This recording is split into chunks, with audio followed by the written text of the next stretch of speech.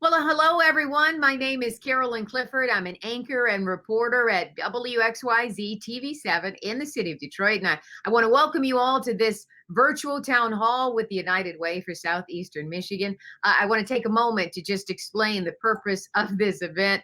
Due to the pandemic, we've all had to shift how we do so many things in our lives. It's been pretty difficult. That includes events like this, where we learn more about the important work of the United Way and what they've done and continue to do across Wayne, Oakland, and Macomb counties for so many families that need the United Way and depend on the United Way. We will look back at the past year, talk about what is going on right now, and also discuss how your time and your contributions will hopefully change our community for the better.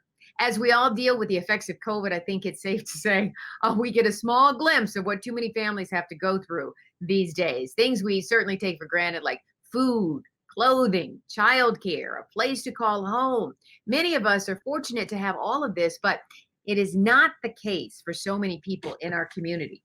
Now, you're going to hear from a number of people during this short program, and you're going to hear how you can help. Even if you can't give money right now, you can still certainly make a difference in our community. So right now, I want to introduce a dynamic woman who I've had the pleasure of interviewing before, Dr. Darienne Hudson. She is president and CEO of the United Way for Southeastern Michigan. It is certainly great to be with you once again, Dr. Hudson. It's great to be with you too, Carolyn. It's been quite a year, I'd say, Dr. Hudson. Looking back at the last year, I mean, who could have imagined that we would have gone through all of this, especially with COVID-19, and be where we are today? It's certainly been challenging, right? It has, and very difficult to imagine, even though we were aware that there were a number of challenges facing this community prior to the pandemic. The situation that we find ourselves in now, just as you said it, we're used to doing these types of events in person and able to bring people together. That's what makes United Way so beautiful. So knowing that we're in a very different reality, that it's a new normal, is just something we're all grappling with at this time. Absolutely. So many different challenges. We've all been impacted by COVID-19, but some were impacted particularly hard. Can you sort of touch on that a little bit? Sure. So before the pandemic, we knew from our Alice reports, and Alice is an assessment essentially of a household budget, what it takes to survive from day to day. And prior to the pandemic, 44% of Michiganders were unable to meet their most basic needs. And so with our 211 call center, typically we have 500 calls per day. This was pre-pandemic, but during the pandemic, those calls actually, they almost tripled, and we were pushing 1,300 calls daily during the pandemic.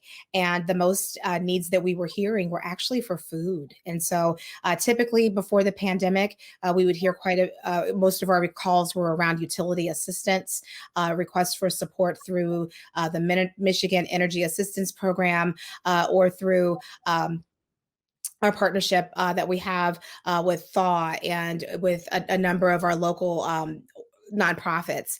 But during COVID, we just saw that number continue to increase, and a great deal of need. As you said, the pockets in our community, we have 31 cities in our region where 50% or more of the households in these cities would be defined as Alice. And so this is a pressing need, one that we have to continue to monitor.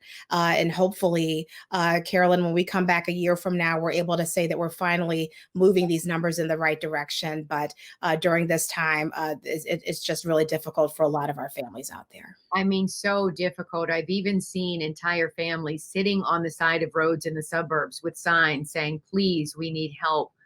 With food, churches have lines around the block. I mean, there's just so much need. And I know the United Way is answering the call, as you just said, with serving so many people and so many people in need right now.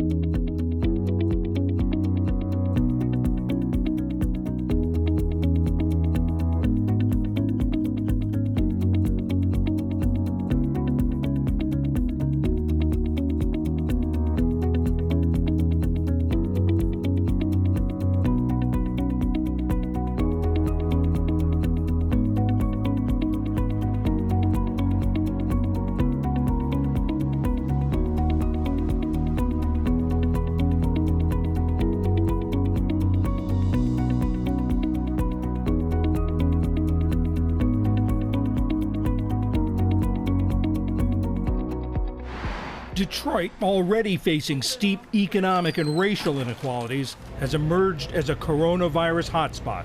Janine Kane is a mother of 5 on the city's east side. My husband actually was laid off immediately as soon as the pandemic started because he works in a restaurant. And I was working 2 jobs and I was laid off from my second job. Kane's worried whether she'll be able to keep her job as a home health care worker, the family's only remaining source of income. We're going to still have to operate as if we have the bare minimum.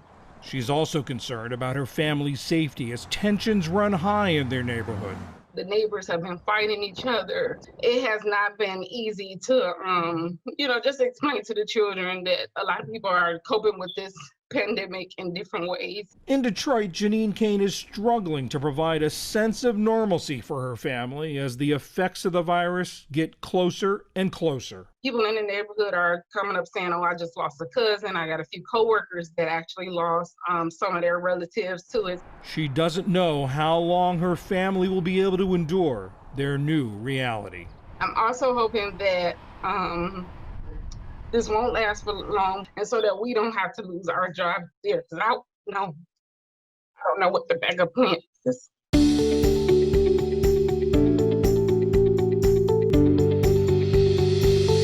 I am joined right now by Mark Steers. He's president and COO, DTE Power and Industrial and Energy Trading, and vice chairman of the board for the United Way. So, Mark, can you please tell us how the United Way of Southeast Michigan has responded?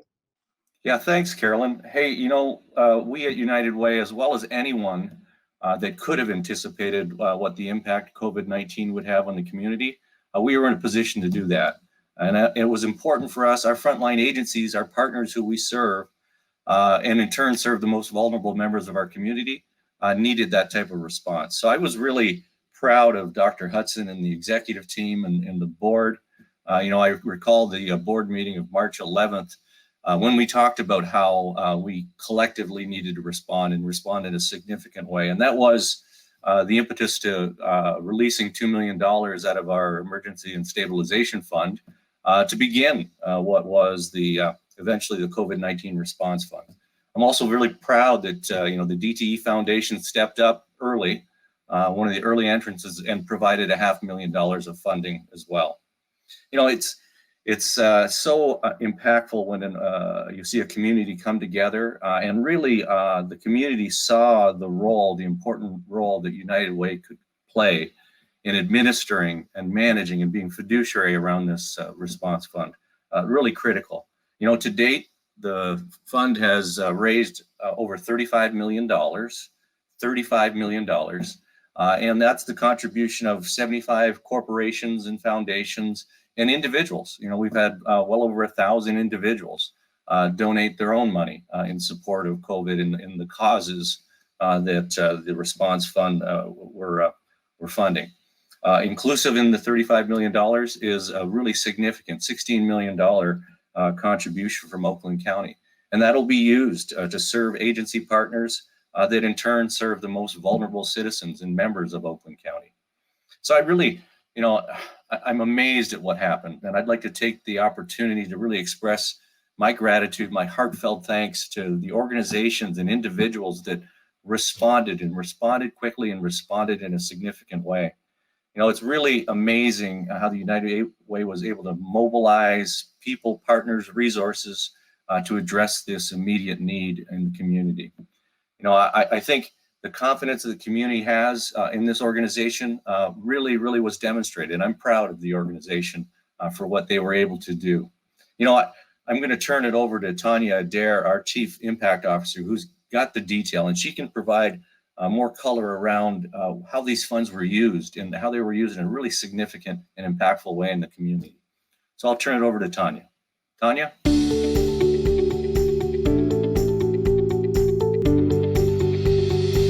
Thank you so much. We are living in unprecedented times. Each of us have faced challenges we could not have even imagined a year ago today. Every day, we are reaching into the community to help families and those most vulnerable. As an organization, along with our many partners, board members, volunteers, and countless others, we've been able to have a real impact in the community. While we're excited about the response and the amount of support that has come together, we know that there's so much more that needs to be done. Just during COVID alone, through our Community Response Fund, we've already helped 650 organizations and served more than 2.3 million people. We've also helped to serve 15.3 million meals and distributed more than 200,000 pieces of personal protection equipment. Additionally, we've helped shelters and childcare facilities stay open, provided children and with nutritious meals, and supported families so they can stay in their homes and keep their lights on. One of the things we are most proud of is the people that have rolled up their sleeves and helped with our agency partners. People like many of you on the call have logged 5,800 hours of volunteer time. This reinforces that when members of our community see a need, we do something about it. It means we not only look out for ourselves, but we are also concerned about our neighbors. We're so proud of what the entire community has done together, but also know even after the pandemic is a distant memory, there will still be a need for help. If you've already pitched in, we say thank you so much. If you haven't volunteered or given, please do so. Our friends and neighbors are depending on it. Thank you so much. So amazing to hear the comments of both Mark and Tanya talking about how many organizations in our community have been helped by the United Way. 650, just simply amazing. And then all of the money that has been raised, 35 million, going to help so many families in our community. And you know, when this pandemic is over, so many people are still going to be in need, and the United Way is going to be here to answer the call. When this hit, and lots of people with big hearts called up and say, how can I help? On the healthcare side, Dr. Hudson and the United Way of Southeastern Michigan said, we'll take the lead. And they have been phenomenal. When we wanted to send nurses out to check on our homeless twice a week, they helped fund that. When we wanted to help our restaurants and deliver meals to our first responders, they helped fund the Feed the Front Lines program. 6,000 meals delivered already, 18,000 over the next couple weeks for 150 restaurants. We help both the restaurants as well as the workers. Zaman has benefited with the partnership through United Way because we have been at the table with them as a thought leader. So Emergency Food and Shelter Program, we have been a partner with United Way with that since 2015. And that program has been very instrumental as we moved into this new Hope for Humanity Center here in Inkster. We had an expansive client base, and as we built out our culinary arts studio, we saw an opportunity for Zaman to also do self-prep meals with summer food. And United Way was able to give us some additional funding to be able to pilot that program. We're in the second year of that program, and now we are able to provide more dignified, unified, and culinary respected meals to families as they need it.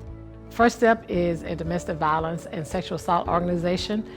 We provide comprehensive services for victims and individuals and families of domestic violence and sexual assault. We now provide phone counseling. We provide video counseling, which is going very well. We are grateful to have the partnership with United Way, grateful for the funds that they provide for us. When we needed food for seniors, they were there. When we needed rides to the fairgrounds, they helped out.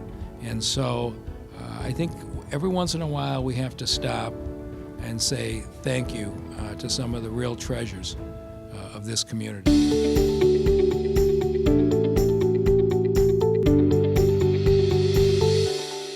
Dr. Hudson, I've got to ask you a question. What do you see as the future challenges the United Way may face? And then how do you even begin to plan for that?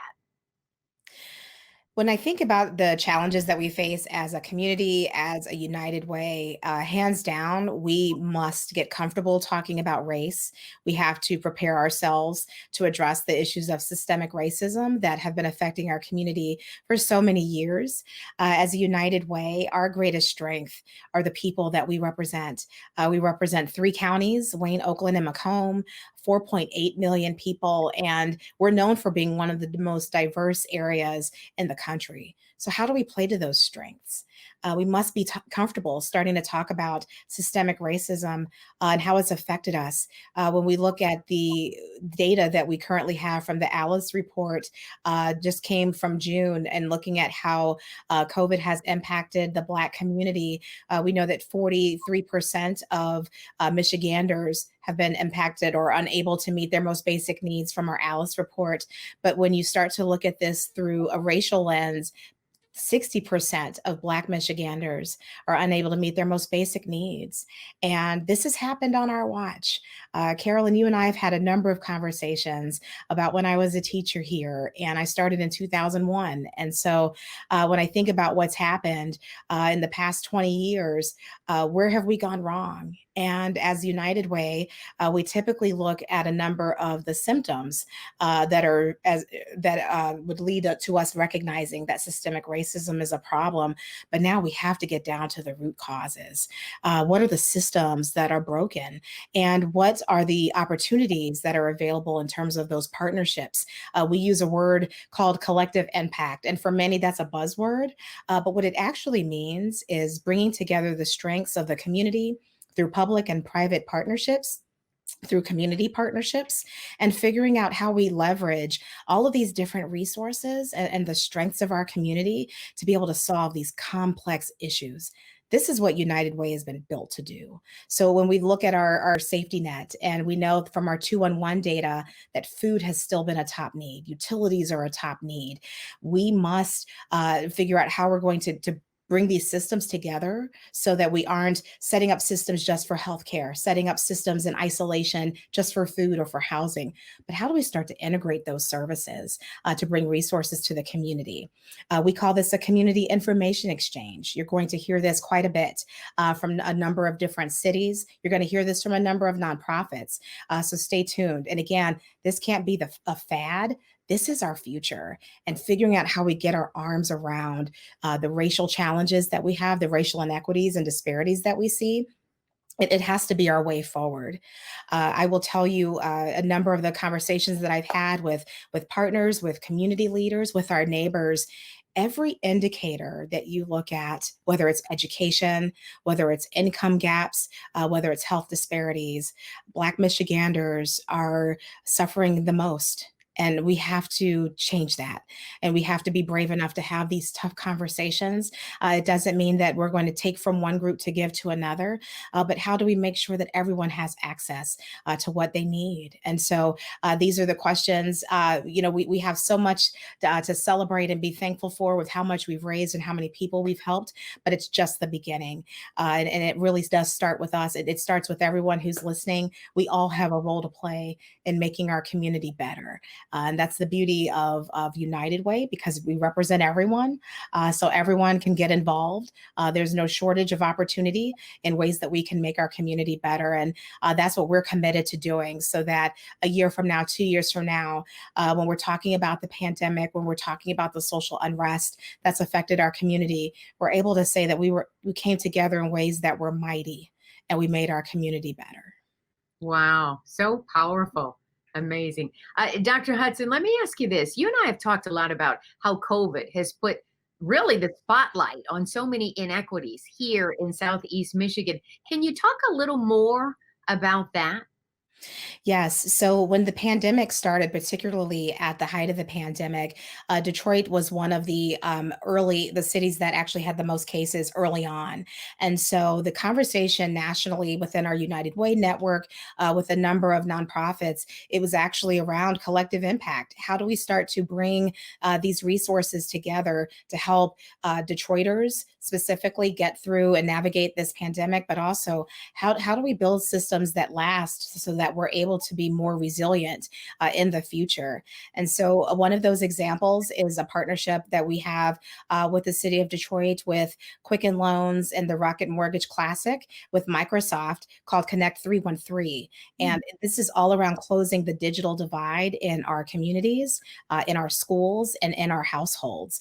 And some of the things that we take for granted, COVID has totally lifted the lid off of these challenges. And so technology is a basic need. It's part of what we would consider a survival household budget under our ALICE framework. And when COVID hit, it became very clear that there were many in our community who did not have access to the most simple information. And so we have to find ways that we are partnering with multiple agencies, again, thinking about this from a public and private partnership, but also from our community leaders, from our neighbors, and how they can get involved to address many of these challenges. I will tell you some of the partnerships and the work that we were doing around the census. We have to change our approach now and thinking very differently about how we interact with our community. And for those who are listening today, if you haven't completed your census, it's not too late. We have until September 30th. We must complete this to make sure that we are bringing $1,800 per person into our community every single year. And so information is key. Understanding the roles that we all have to play is also essential if we're going to tackle these tough issues. Yes, we do. Absolutely. Dr. Hudson, let's talk about this. How do we ensure that our community is defined by equity and opportunity?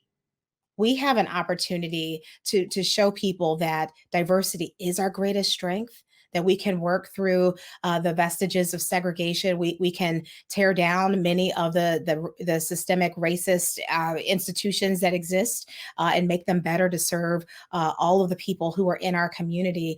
And we just have to take that first step forward and decide that this is something we want to do. And we've seen this from every pocket of our community, Carolyn, in terms of how people can get involved and how we can start to look at what our data is telling us, what the experiences of our families are telling us, and decide that we can make better decisions, create better options for our community. And so we've been very fortunate to have a number of national partners reach out to us to find ways that we can improve outcomes in our city. So I'll give you a few examples. One was with Black Entertainment Television and United Way Worldwide.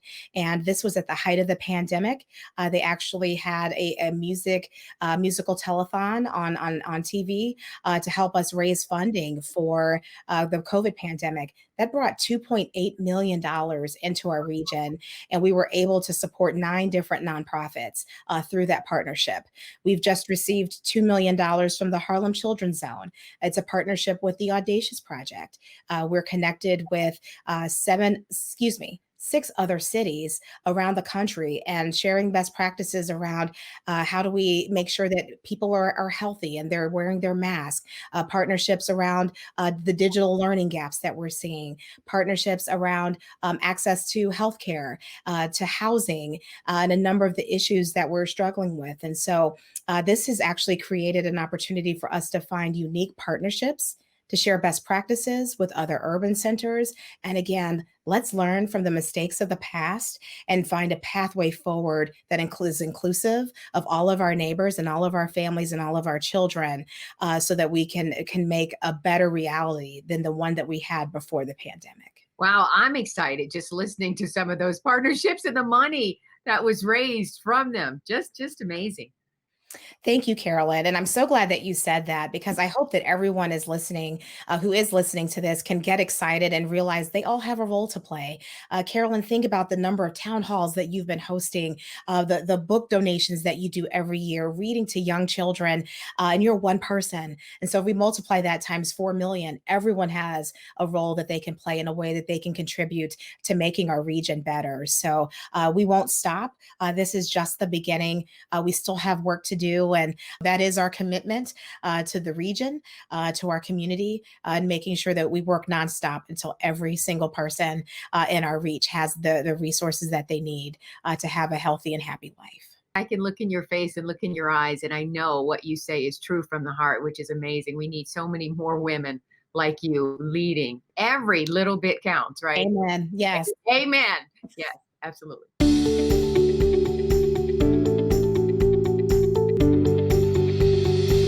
Well, right now we have David Fulton with us, and David is the chairman and CEO of Honigman and serves as the board chairman for the United Way. So, David, I have a question for you. Can you talk a little bit more about how the board and the organization is actually approaching the equity and inclusion work? Of course. As you and Dr. Hudson were mentioning, the systemic inequities that exist in our community and across the nation, for that matter, were highlighted and amplified by the pandemic. In our role as a leading social services organization, this issue has to be front and center in how we operate in all aspects of our work. This belief is shared by United Way Worldwide, our board, our executive team, and every one of our staff members. In response to the racial unrest, United Way for Southeastern Michigan, along with United Way Worldwide and other United Way offices across the country, have reiterated our core values and solid commitment as a network to advancing racial equity. Here are just a few examples of actions we're taking. We're developing, maintaining, and publicly posting an organizational position opposing all forms of racism. We're annually providing racial equity training for all of our board and staff. And we're developing and using racial equity as one of our key criteria in making community investments. Locally, we've intensified our commitment and will be hosting a number of activities to address and discuss inequities in the community. In fact, tomorrow at 2 p.m., we'll be hosting a community town hall discussion regarding equity and inclusion. This will be the first in a series of equity-focused town halls, which will take place once a month as part of a virtual town hall series. The special guest tomorrow will be Michigan Lieutenant Governor Carolyn. I encourage everyone participating today to join tomorrow's meeting. Engaging in these town hall events is just one way for people to get engaged in our work. Dr. Hudson already mentioned volunteering your time and talent to make a difference in our community, as well as lending your voice to help influence public policy that drives systemic change.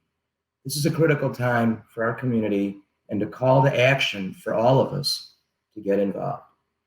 To understand more ways of getting involved, joining us next is Gary Johnson. Gary is head of global manufacturing at Ford Motor Company. He is a fellow board member at United Way, and this year he has graciously taken on the responsibility of serving as the chair of our campaign. Gary?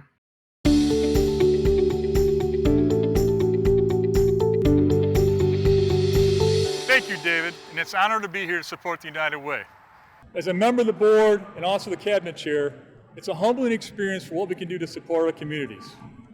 When I think of the goals we set as a team during the pandemic this year, it's just incredible.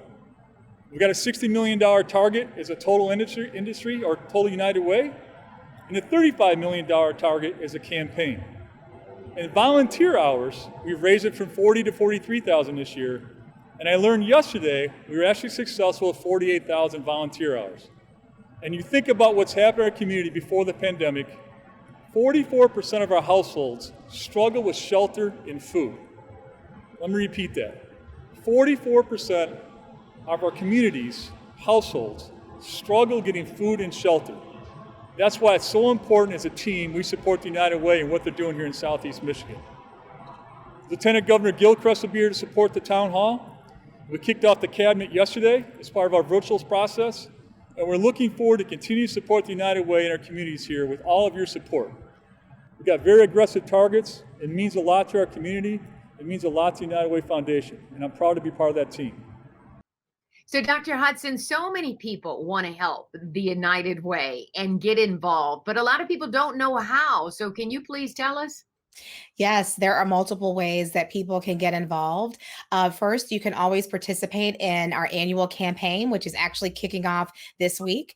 Our theme is that we are standing united for our community. And so we are hoping that people will get involved that way. We're also constantly looking for partners. So anyone who has a good idea, has some strategies or ways that we can better serve our community, please go to our website, get involved. You can always email us. We stand ready to serve and ready to partner. We have a number of issues that we are advocating for at this time. So again, I've said it probably 3 times. If you haven't already, complete your census. It's only 9 questions. And yes, that is a way to get involved with United Way and better serve the community. And also, please make sure that you are registered and ready to vote. We're in the countdown now in the final months. And so that advocacy and making sure that you understand the policies that affect our community and you know how to act on them is mission critical. And most importantly, and I'll tell you my personal favorite, the way that people can get involved is through volunteerism. This year, we actually had 48,000 volunteer hours logged in at United Way. And this is during the pandemic. This is during the unrest. We still have so many people who are raising their hands to get involved with United Way. And so we hope that you'll go to our volunteer portal. We have a number of nonprofits, of neighborhoods and community organizations that have needs for volunteers. It never stops. And so that's the way you can get involved. If you're listening to this and say, I don't have the money to give right now, if you have the time, we can make it happen. Absolutely. And we cannot have an event like this without a lot of thank yous because the United Way does not work alone. Right, Dr. Hudson? Carolyn, I'd actually like to start by thanking our frontline workers, those folks who have been since day one, working so hard to serve our community. Thank you so much to all of you for your sacrifices and for your service and making sure that people are healthy and safe. During this time. I'd also like to thank our partners in this work, our community leaders who've given so much of themselves to make all of this happen and help us get through this pandemic. I'd also like to thank our volunteers as well as our donors for the way that you all have really leaned on your caring power to help make our community better. I'd also like to just take a moment to thank the people who helped pull all of this off today. So my staff who are working behind the scenes, and Carolyn, just wanted to thank you as well for your tireless efforts. And you're always so ready to partner, not only with us, but so many in the community to bring important information and also just that spirit of advocacy and support is so appreciated. So thank you for taking the time with us today. And I hope that everyone who's been listening to this finds this informative and is ready to roll their sleeves up and get started, because we have a lot of work to do. Well, thank you, Dr. Hudson, for even inviting me to take part in this wonderful town hall. And we want to thank everybody for tuning in and learning more about what the United Way does in our community. I know you hear the United Way over and over again, but as you heard Dr. Hudson say, they cannot do it alone. So please, if you want to find out more, go to the website on your screen, find out how you can get involved and how you can make a difference. Again, we thank you so much for tuning into this town hall, such important work. So please get involved, stay involved, and make a difference in our community. We'll talk to you later.